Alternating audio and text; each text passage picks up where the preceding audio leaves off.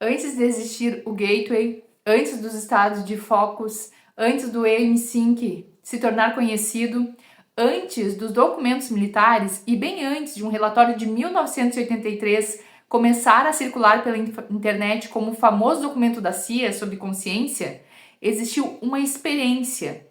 Na verdade, uma série de experiências. E elas aconteceram com um homem que até aquele momento tinha construído sua vida profissional em um mundo aparentemente distante de tudo isso. O mundo do rádio, da comunicação, da produção, do som. Seu nome era Robert Marrow. E hoje eu quero contar para vocês como as experiências vividas por este homem acabaram levando à criação de um dos sistemas mais conhecidos de exploração da consciência. Porque quando olhamos apenas para o relatório de 1983, começamos a história pelo meio. O Gateway não nasceu dentro de uma agência de inteligência, não nasceu como uma operação militar e não começou com um grupo de cientistas reunidos para provar a existência de experiências fora do corpo. Para entender o que aconteceu, precisamos voltar algumas décadas. Precisamos conhecer Robert Marrow antes do Gateway. E precisamos entender como uma experiência inesperada se transformou numa investigação que duraria grande parte da sua vida. Robert Alan Marrow nasceu em 1915 nos Estados Unidos. Antes de se tornar conhecido pelas pesquisas relacionadas à consciência, sua trajetória profissional estava ligada à radiodifusão. Ele trabalhou com rádio, produção e comunicação. E eu acho esse detalhe bem interessante, porque estamos falando de um homem que já vivia profissionalmente cercado por algo que depois teria um papel central em suas pesquisas: som, frequência, transmissão, sinais, tecnologia de áudio. E isso não significa que seu trabalho com rádio já fosse uma pesquisa espiritual. Não era. Mas ajuda a entender por que mais tarde, quando sua vida tomou uma direção completamente inesperada, o som se tornaria uma das ferramentas centrais de sua investigação. E no final da década de 1950, Monroe já estava envolvido com pesquisas relacionadas ao uso de som e aos efeitos de determinados estímulos sobre o estado humano. E foi nesse período que algo começou a acontecer com ele. Segundo a história registrada sobre o desenvolvimento do trabalho, em 1958, Monroe começou a vivenciar experiências que mudariam completamente a direção das suas pesquisas. E aqui começa a parte extraordinária da história. Imagina que tu te deitas, teu corpo está em repouso, mas em determinado momento surge uma sensação completamente incomum. Monroe descreveu experiências envolvendo um estado vibracional intenso, uma sensação de vibração que antecedia ou acompanhava aquilo que depois ele passaria a interpretar como uma separação entre consciência e o corpo físico. Monroe descrevia essa vibração como algo que percorria todo o corpo, como se fosse uma corrente elétrica suave que estivesse a passar por ele. Em alguns momentos, a sensação era tão intensa que ele achava que poderia estar tendo um problema físico, mas ao mesmo tempo não sentia dor, apenas uma energia que percorria o corpo, acompanhado por uma consciência que permanecia desperta nele. E eu quero que vocês percebam uma coisa. Hoje, alguém que vive uma experiência parecida pode abrir o celular e pesquisar imediatamente o estado vibracional, experiência fora do corpo, projeção astral, o OBI, paralisia do sono, sonho lúcido, e vai encontrar milhões e milhares de páginas, vídeos relatados, interpretações, mas estamos falando no final da década de 1950. Monroe não começou essa história com um canal no YouTube ensinando projeção astral. Ele começou tentando entender o que estava acontecendo com ele. E segundo seus relatos posteriores, aquilo não foi recebido inicialmente como uma aventura divertida. Havia estranheza, havia incerteza, havia necessidade de compreender o que era aquilo. Era um problema físico? Era um fenômeno psicológico? Era um sonho? Era algo diferente? E principalmente, por que estava acontecendo? As experiências, elas continuaram. E com a repetição, uma coisa começou a mudar. O medo e a confusão começaram a abrir espaço para observação. E isso é fundamental para entender toda a história de Monroe, porque ele poderia simplesmente ter construído uma crença sobre o que vivia.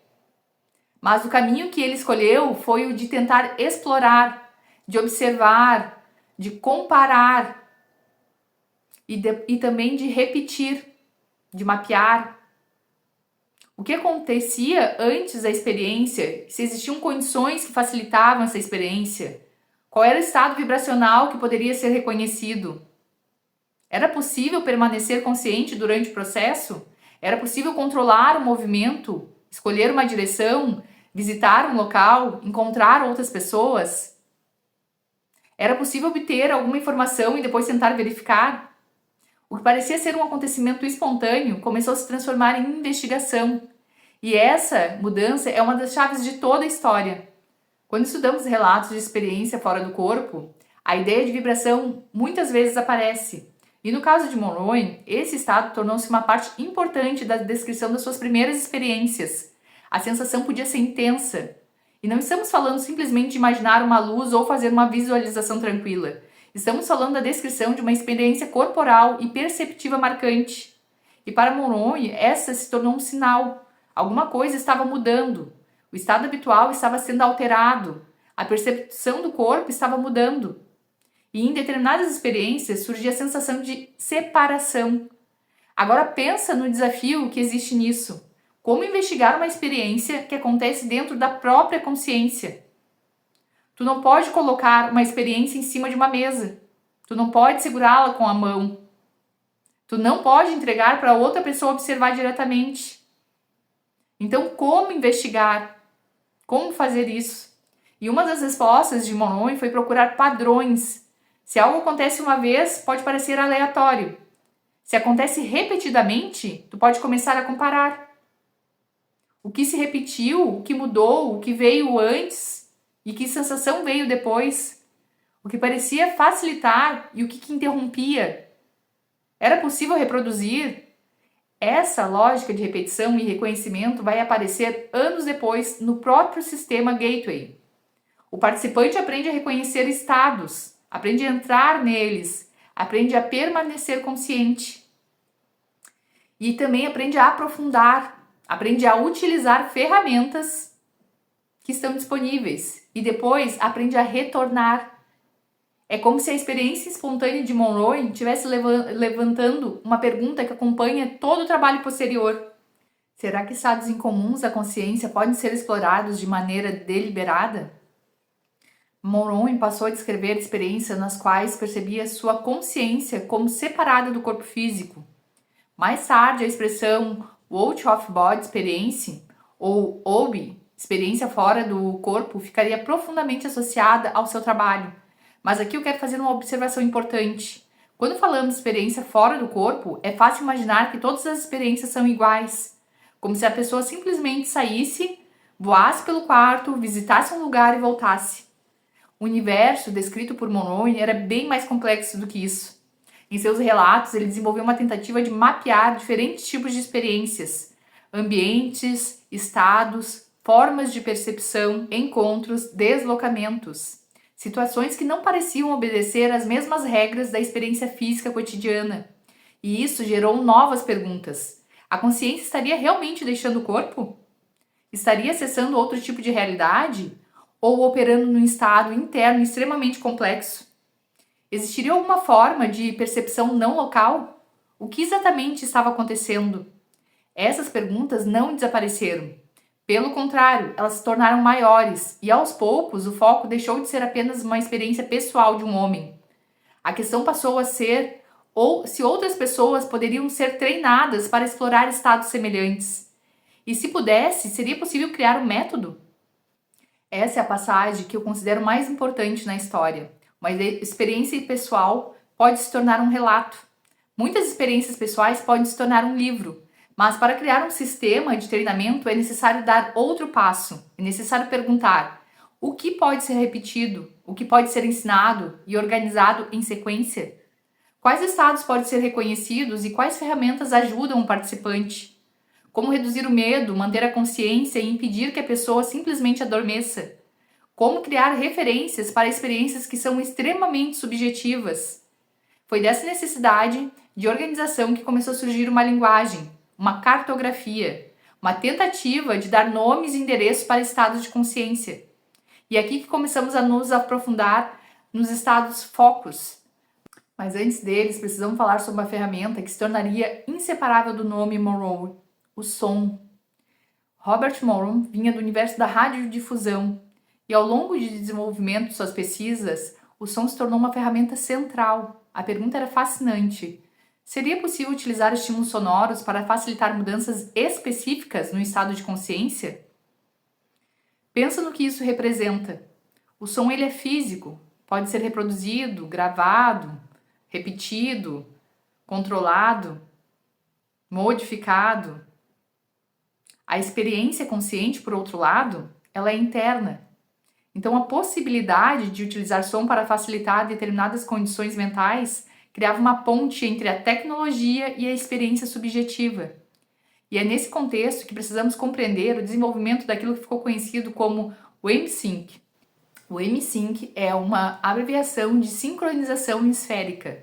Nos materiais relacionados ao gateway, o uso de estímulos sonoros é apresentado como parte de um processo destinado a favorecer padrões específicos de funcionamento cerebral e estados de consciência. Uma das técnicas envolvia a apresentação dos sinais sonoros diferentes para cada ouvido.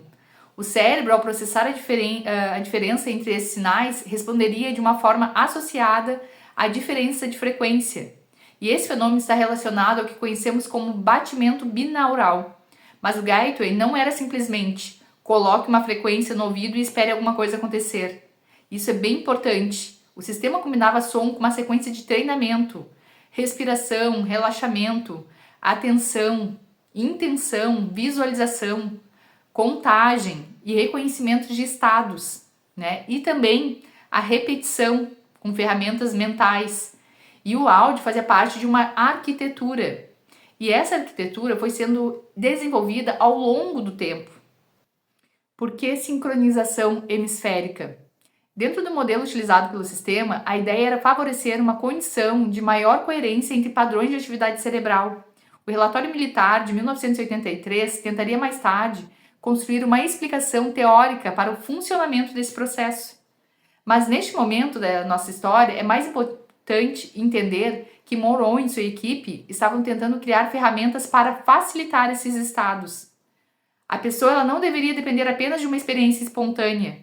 A proposta era oferecer condições que ajudassem o participante a entrar em estados específicos de forma progressiva. E isso muda completamente a natureza da investigação. Monroe havia começado com experiências que aconteceram com ele. Agora o trabalho caminhava para uma pergunta coletiva.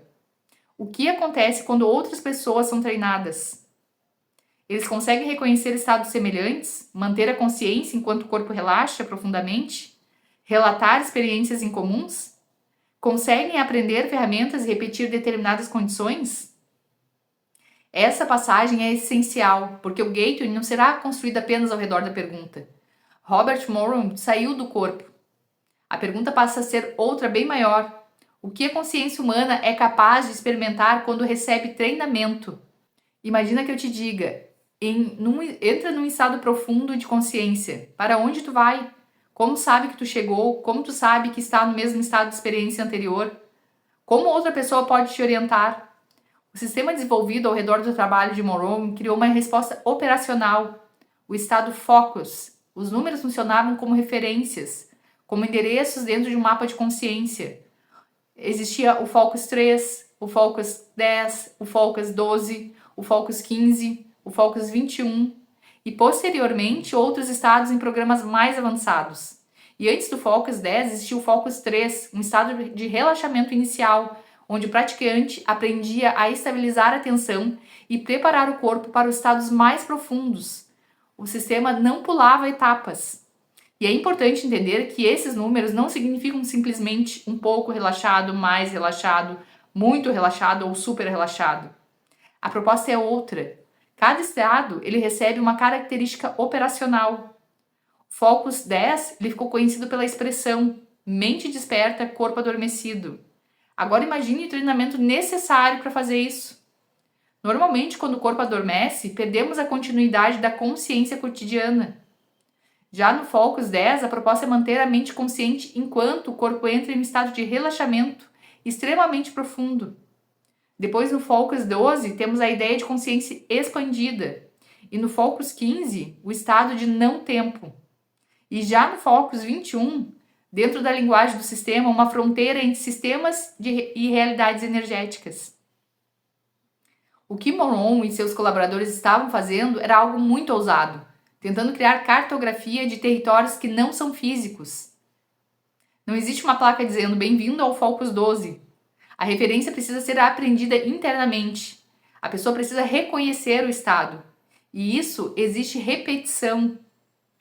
Pense em qualquer habilidade que tu já aprendeu.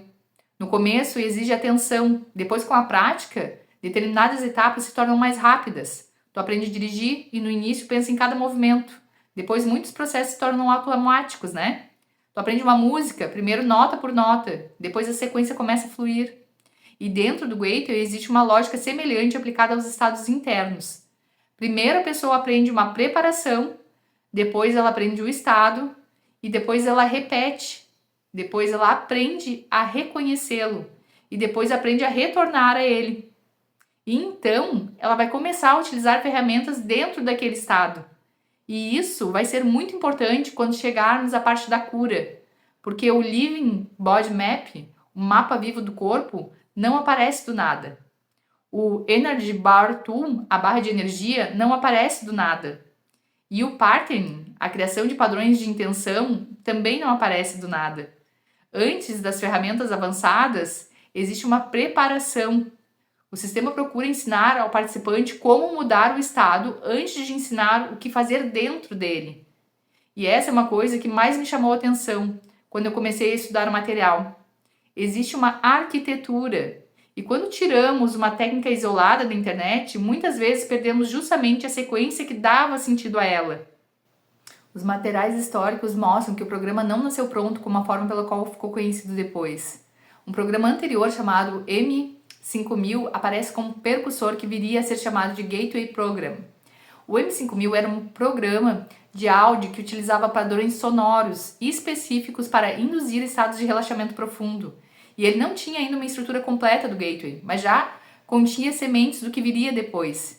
E os próprios materiais históricos reconhecem que o Gateway posteriormente havia mudado bastante em relação às primeiras versões. E isso é importante porque mostra o desenvolvimento. O sistema foi sendo modificado, experiências foram acumuladas e a linguagem foi sendo organizada. Os exercícios foram sendo estruturados, novas aplicações foram aparecendo. E o que começou como investigação sobre estados de consciência foi se tornando um programa progressivo. Em materiais de programas encontramos metas iniciais relacionadas a estados como Focus 3 e o Focus 10. E depois em treinamentos mais avançados aparecem outros estados. E essa progressão mostra que as pessoas não recebiam tudo de uma vez. O Gateway era uma jornada, uma entrada progressiva em territórios de consciência. E o próprio nome é interessante. Gateway, portal, passagem, uma porta para entrada, uma porta de entrada. A ideia era que o treinamento não entregava todas as respostas. Ele oferecia uma passagem para exploração. Em 1971, Robert Moran fundou a instituição que se tornaria conhecida como Moran Institute. A pesquisa agora possui uma estrutura, um lugar, programas, participantes, treinamentos. E isso é importante para entender o que vai acontecer depois. Porque quando o interesse militar surgir, não estamos falando de um homem isolado contando histórias sobre as suas experiências. Já existe um sistema em desenvolvimento, existem áudios, existem exercícios, existem programas, existem uma linguagem, existem estado focus. E também existe uma tecnologia sonora associada ao trabalho. Existe um método de treinamento. E essa estrutura que vai chamar a atenção. Para tu ter uma ideia, quando o interesse militar aparecer no próximo bloco, não vai ser curiosidade sobre a experiência de um homem, vai ser interesse por um sistema já testado em mais de 1000 pessoas. E existe ainda uma característica interessante na forma como o trabalho de Moran se desenvolveu. Ele não ficou restrito à experiência fora do corpo. A exploração se ampliou. Consciência, energia, tempo, percepção, intuição, resolução de problemas, o pattern e ferramentas para trabalhar com o corpo, experiências além da percepção sensorial comum. Experiência fora do corpo foi uma porta, mas o universo que se abriu depois dela se tornou bem maior. Existe uma frase que se tornaria central na filosofia do Gateway. A afirmação utilizada no treinamento começa com o reconhecimento de que o praticante é mais do que seu corpo físico. E essa frase não era apenas um conceito filosófico.